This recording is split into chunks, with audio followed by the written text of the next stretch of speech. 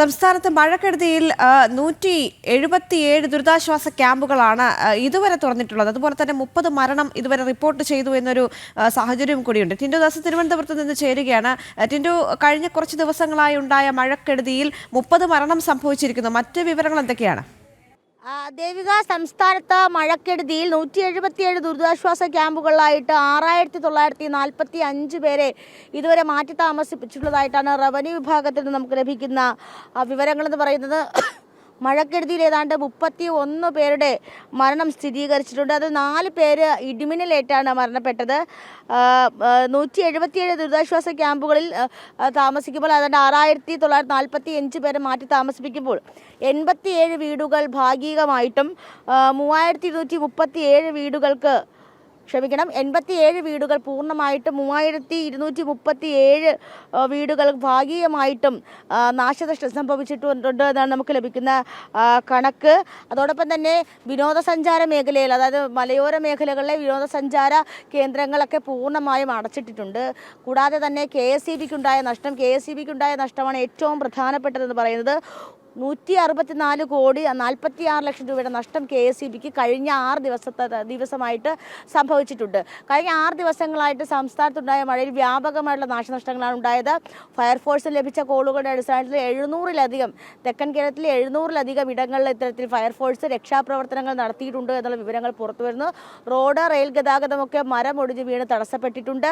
വീടുകളൊക്കെ നശിച്ചിട്ടുണ്ട്. മരണം സംഭവിച്ചിട്ടുണ്ട്. ഷോക്കേറ്റുള്ള മരണം 4 പേര് ഇടിമിന്നലേറ്റ് മരിക്കുമ്പോൾ 3 പേര് വൈദ്യുതാഘാതമേറ്റാണ് മരിച്ചത്. അപ്പോൾ അത്തരത്തിൽ കഴിഞ്ഞ 6 ദിവസത്തിലുണ്ടായിട്ടുള്ള മഴയിൽ വ്യാപക നാശനഷ്ടങ്ങൾ റിപ്പോർട്ട് ചെയ്യപ്പെട്ടിട്ടുണ്ട്.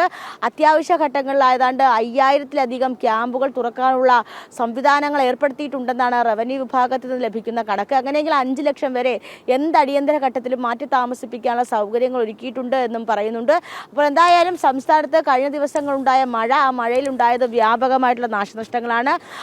ഈ ഫ്ലഡ്, അതായത് വെള്ളപ്പൊക്കം, കാസർഗോഡ് മുതൽ തിരുവനന്തപുരം വരെയുള്ള ജില്ലകളിൽ വെള്ളപ്പൊക്കം റിപ്പോർട്ട് ചെയ്യപ്പെട്ടിട്ടുണ്ട്.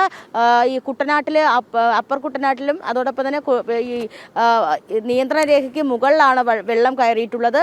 കോട്ടയം ജില്ലയിലും അതോടൊപ്പം തന്നെ പത്തനംതിട്ട ജില്ലയിലും ആലപ്പുഴ ജില്ലയിലുമാണ് ഏറ്റവും കൂടുതൽ ഫ്ലഡ് അല്ലെങ്കിൽ വെള്ളപ്പൊക്കം ഉണ്ടായിട്ടുള്ളതെന്നാണ് ലഭിക്കുന്ന കണക്കുകൾ.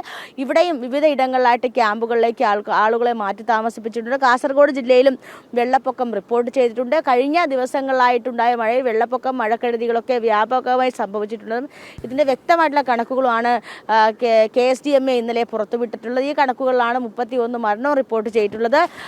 വിവിധ ജില്ലകളിലായിട്ട് മരമൊടിഞ്ഞ് വീണ് റെയിൽ ഗതാഗതം തടസ്സപ്പെട്ടിട്ടുണ്ട്. അതോടൊപ്പം തന്നെ വാഹനങ്ങൾ നാശനഷ്ടം സംഭവിച്ചിട്ടുണ്ട്. അങ്ങനെ തുടങ്ങിയ വലിയ രീതിയിലുള്ള നാശനഷ്ടങ്ങളും ദുരിതവും ഒരുപക്ഷെ മഴക്കാലത്ത്, ഈ മൺസൂൺ കാലത്ത് ഉണ്ടായിട്ടുള്ളതായിട്ട് ലഭിക്കുന്ന കണക്ക്. അടുത്ത 10 ദിവസവും എന്ത് തരത്തിലുള്ള പ്രശ്നങ്ങൾ ഉണ്ടാകാൻ സജ്ജമായിരിക്കണമെന്നായിരുന്നു റവന്യൂ വിഭാഗത്തിൽ നിന്ന് കിട്ടിയത്. മഴയ്ക്ക് ശമനമാകുമ്പോൾ ഇതൊക്കെ പരിഹരിച്ചുകൊണ്ട് മുന്നോട്ട് പോകാൻ സാധിക്കുമെന്നൊക്കെ പറയുന്നു. ഇതൊക്കെ പരിഹരിച്ചുകൊണ്ട് മുന്നോട്ട് പോകാൻ സാധിക്കും. വരുന്ന 4 ദിവസം സംസ്ഥാനത്ത് മഴയുടെ തീവ്രത കുറയും. പിന്നീട് വീണ്ടും ബംഗാൾ ഉൾക്കടലിലും അറബിക്കടലിലും ന്യൂനമർദ്ദ സാധ്യത മുന്നിൽ കാണുന്നുണ്ട്. അപ്പോൾ അങ്ങനെയാണെങ്കിൽ മഴയുടെ ശക്തി അല്ലെങ്കിൽ മഴ ശക്തി പ്രാപിക്കാനും ഒരു കാരണമായി തീരും. എന്തായാലും കഴിഞ്ഞ ദിവസങ്ങളായിട്ടുണ്ടായ മഴയിൽ വ്യാപകമായിട്ടുള്ള നാശനഷ്ടങ്ങളാണ് സംസ്ഥാനത്ത് റിപ്പോർട്ട് ചെയ്തിട്ടുള്ളത്. ദേവിക. ശരി ടിൻഡു.